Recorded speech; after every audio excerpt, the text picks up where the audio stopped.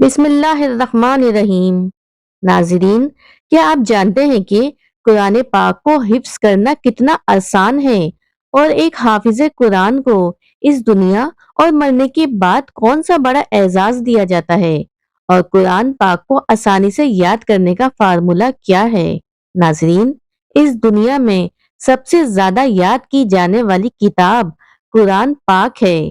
आमतौर पर एक इंसान को किसी भी किताब के पैराग्राफ को याद करने में काफी मुश्किल होती है, लेकिन इतनी बड़ी किताब यानी कुरान मजीद आज करोड़ों लोगों के दिलों में महफूज है।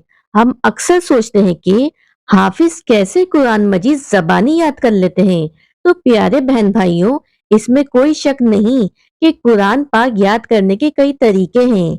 तकरीबन आधा कुरान पाक तो सिर्फ 72 अल्फाज पर मुश्तमिल है और कुरान में ये अल्फाज बार बार और सैकड़ों बार रिपीट हुए हैं और कुछ तो हजारों मर्तबा भी रिपीट हुए हैं।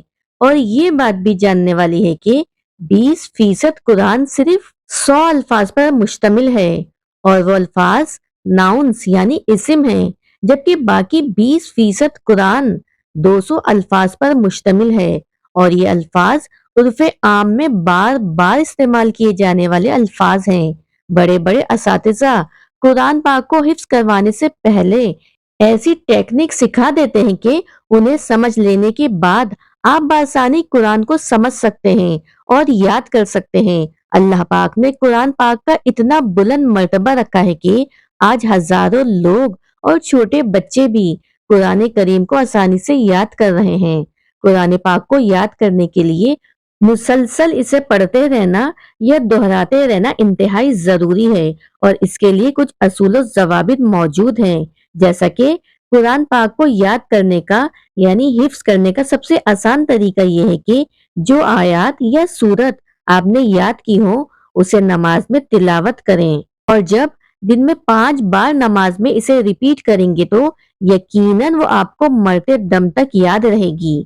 दूसरा तरीका यह है कि जो कुछ आपको याद है उसे बार बार लिखें, क्योंकि अगर आप याद की हुई चीजों को लिख लेते हैं तो उसे आसानी से भूला नहीं जा सकता।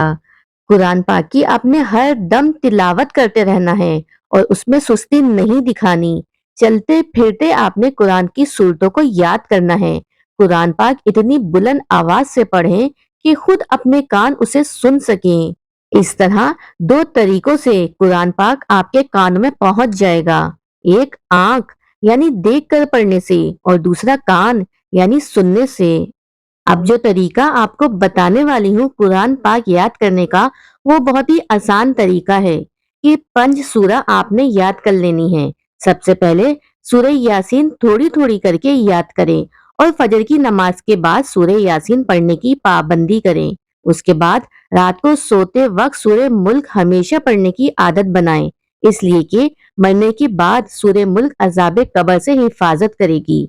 सूरह मुल्क और सूरह यासीन को जबानी याद कर लें, क्योंकि अगर आप रोजाना सूरतों को पढ़ेंगे तो ये आपको जबानी याद होना शुरू हो जाएंगी। इसके बाद सूरह रहमान याद करनी है और फिर सूरह वाकिया मगरिब की नमाज के बाद पढ़ने की आदत डालें, क्योंकि जिस घर में सूरह वाकिया पढ़ी जाती है अल्लाह उस घर को फाकों से महफूज कर देते हैं। उसके बाद सूरह मुजम्मिल को याद करें और उसको नमाज में पढ़ने की आदत डालें। इंशाअल्लाह सूरह मुजम्मिल भी आपको याद हो जाएगी।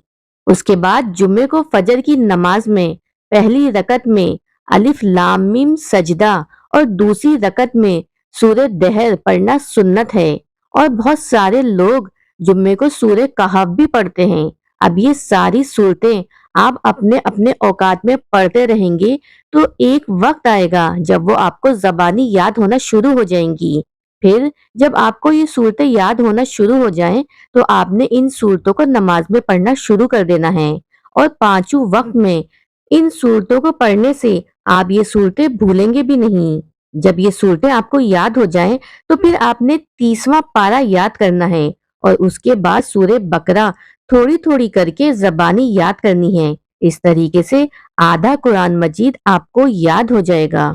उसके बाद जब तकरीबन आधा कुरान पाक आपको याद हो गया तो फिर आपके हौसले बुलंद हो जाएंगे اور آپ میں پورا قرآن مجید یاد کرنے کی ہمت آ جائے گی، اور پھر آپ خود سے ہی ایک ایک دو دو رکوع یاد کرنا شروع کر دیں گے، اور بہت جلد 1 ڈیढ़ سال کے اندر اندر آپ اللہ کی کتاب کو اپنے سینے میں محفوظ کر چکے ہوں گے انشاءاللہ۔